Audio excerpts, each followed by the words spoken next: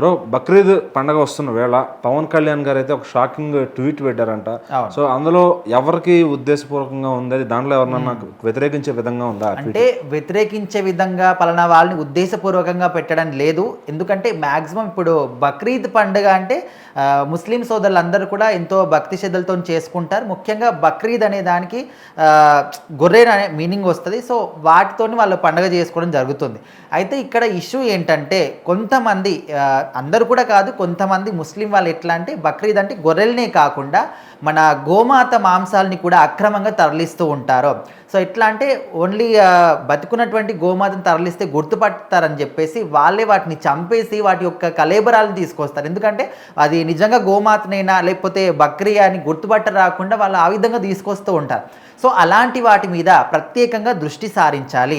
Only ప్రభుత్వమే చూడాలి, పోలీసులే చూడాలనే విధంగా కాకుండా వాళ్ళు కొంతమంది తెలివిగా కూడా అతి తెలివితో ప్రవర్తిస్తూ ఉంటారు. ప్రజలు కూడా సంరక్షించుకోవాలి, గోమాతలన్నింటినీ కూడా సంరక్షించుకోవాలనే విధంగా అందరికీ కూడా ఒక పిలుపునైతే ఇవ్వడం జరిగింది. అండ్ పోలీస్ యంత్రాంగానికి అదేవిధంగా గో సంరక్షణకి ఏదైతే ఒక కమిటీ ఉంటుందో వాళ్ళు కూడా చురుగ్గా పనిచేయాలి.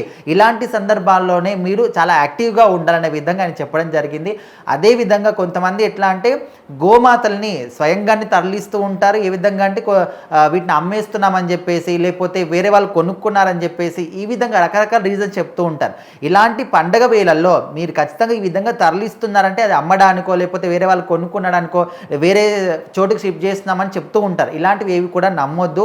ఖచ్చితంగా మీరు తరలించాలనుకుంటే వేరే టైంలో తరలిస్తారు, వేరే చోటుకి తీసుకెళ్తున్నాం వాళ్ళు కొనుక్కున్నారని చెప్పేసి. కానీ ఈ పండగ వేళలో ఖచ్చితంగా గోమాంసాన్ని తినడానికి మీరు ఈ విధంగా చేస్తారు అని చెప్పేసి పవన్ కళ్యాణ్ గారు అయితే దీనికోసం అయితే మాట్లాడడం జరిగింది.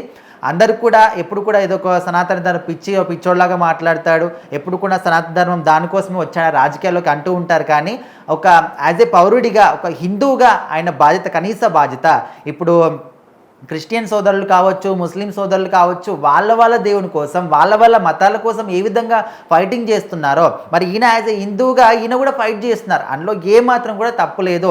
ఒక రాజకీయ నాయకుడిగా ఉంటూ, ఒక డిప్యూటీ సీఎంగా ఉంటూ, ఒక సినిమాలో హీరోగా ఉంటూ, ఆయన 5 శాఖలకు మంత్రిగా ఉంటూ, డిప్యూటీ సీఎంగా ఉంటూ ఇన్ని బాధ్యతలు కూడా ఇంత సమృద్ధితోని ఆయన వాటిని నెరవేరుస్తున్నాడంటే మరి దాని వెనకాల ఎంత కష్టం ఉంటుంది.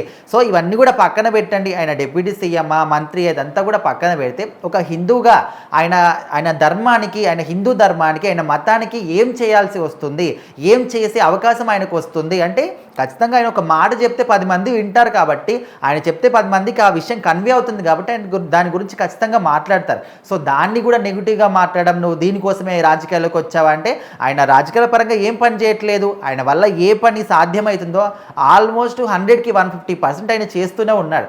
సో ఆ విధంగా ఎవరు కూడా విమర్శించే రైట్ కూడా ఎవరికి లేదు. సో ఇక అందరు ముస్లిం సోదరుని కూడా ఆయన అనట్లేదు. కొంతమంది అక్రమంగా గోమాతల్ని వధిస్తూ ఉంటారు, గోమాతల్ని తరలిస్తూ ఉంటారు, గోమాంసాన్ని తరలిస్తూ ఉంటారు.